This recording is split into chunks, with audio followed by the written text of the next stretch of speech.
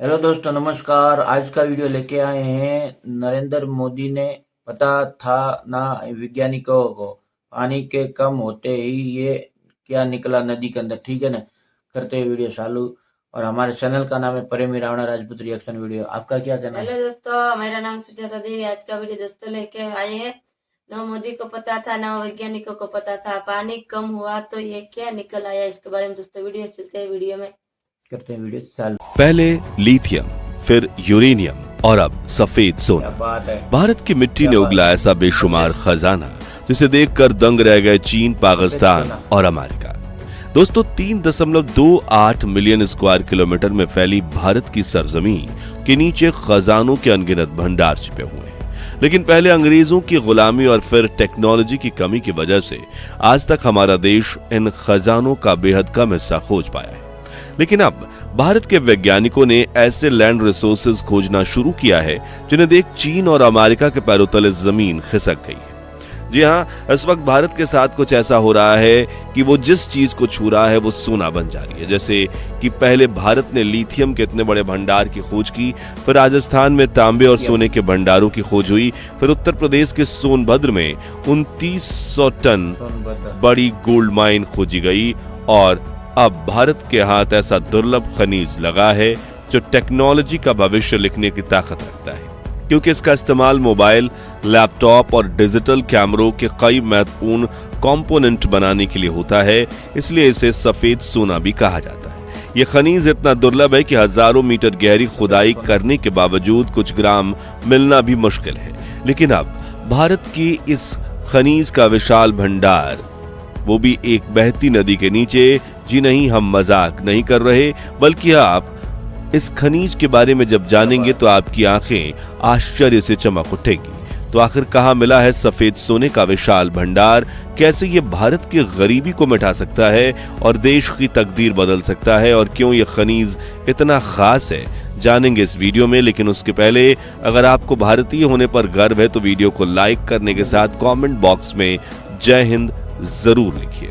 दोस्तों, इस कहानी की शुरुआत होती है पंजाब के रूपनगर जिले से, जहां आईआईटी रोपड़ के वैज्ञानिक लंबे समय से सतलज नदी पर शोध कर रहे थे। उनका उद्देश्य नदी की बाढ़ और पानी के स्तर में बदलाव और कटाव जैसी समस्या का गहराई से अध्ययन करना था, ताकि सिविल इंजीनियरिंग की मदद से डैम, कैनाल, पुल या सहायक नदी बनाकर उसका हल निकाला जा सके। लेकिन इस अध्ययन के दौरान उन्हें जो मिला वो भारत के बड़े बड़े खनिज वैज्ञानिकों की कल्पना से भी परे था। और जब ये खोज हुई तो न सिर्फ भारत बल्कि पूरी दुनिया चौंक गई। दरअसल सदियों से बह रहे सतलज नदी अपने नीचे एक ऐसा दुर्लभ खनिज छिपाए बैठी थी जिसकी डिमांड आज दुनिया भर में है। दरअसल सतलज नदी की तलहटी में वैज्ञानिकों को मिला सफेद सोना यानी टैंटलम, जो न सिर्फ एक रेयर मेटल है बल्कि इसकी उपयोगिता भी अनमोल है। और पिछले कुछ सालों में वैज्ञानिक टेक्नोलॉजी की हर फील्ड में इसका इस्तेमाल कर रहे हैं, फिर चाहे वो इलेक्ट्रॉनिक डिवाइस हो या फिर मिसाइल या रॉकेट। लेकिन अब सवाल यह है कि टैंटलम धातु इतना खास क्यों है और इसका इस्तेमाल कहां होता है? तो आपको बता दें कि यह बेहद लचीला धातु है जिसे सोने की तरह खींचकर तार भी बनाई जा सकती है। इस मेटल का कभी कोरोजन नहीं होता, यानी इसमें जंग नहीं लगती।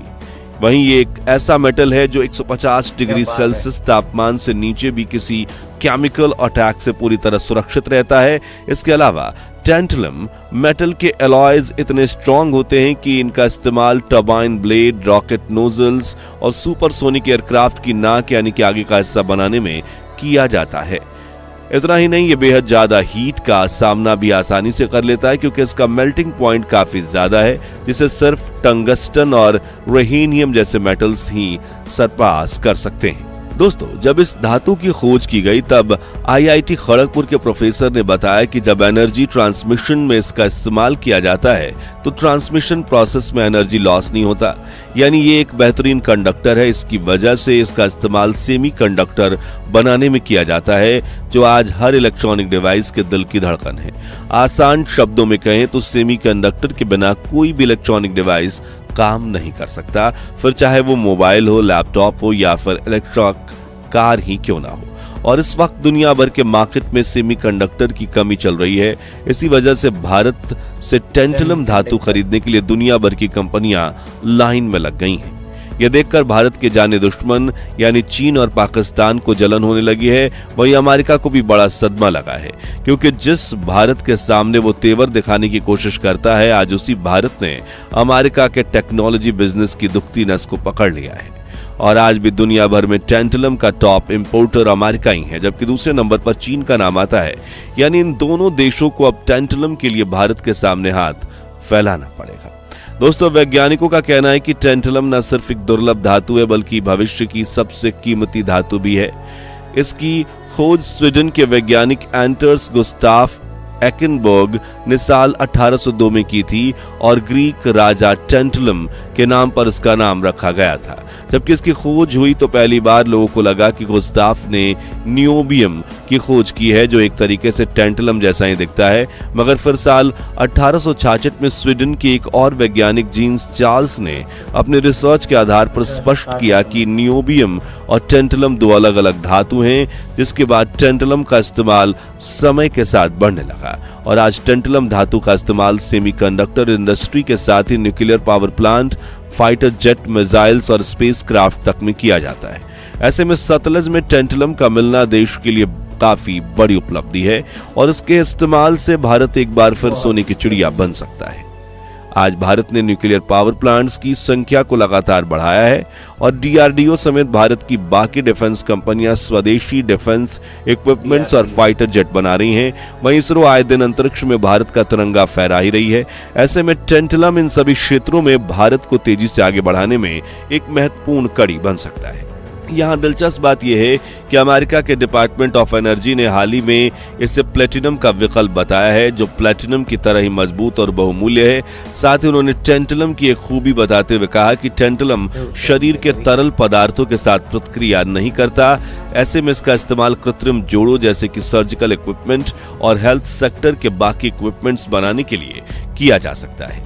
इसलिए यह खोज भारत के लिए एक सुनहरा मौका है, क्योंकि सतलज जैसी विशाल नदी के आसपास इस धातु के बड़े भंडार होने की संभावना जताई जा रही है। अगर ऐसा होता है तो भारत न केवल इस दुर्लभ खनिज का टॉप प्रोड्यूसर बन सकता है, बल्कि इंडियन इकोनॉमी को भी इससे काफी बड़ा बूस्ट मिलेगा।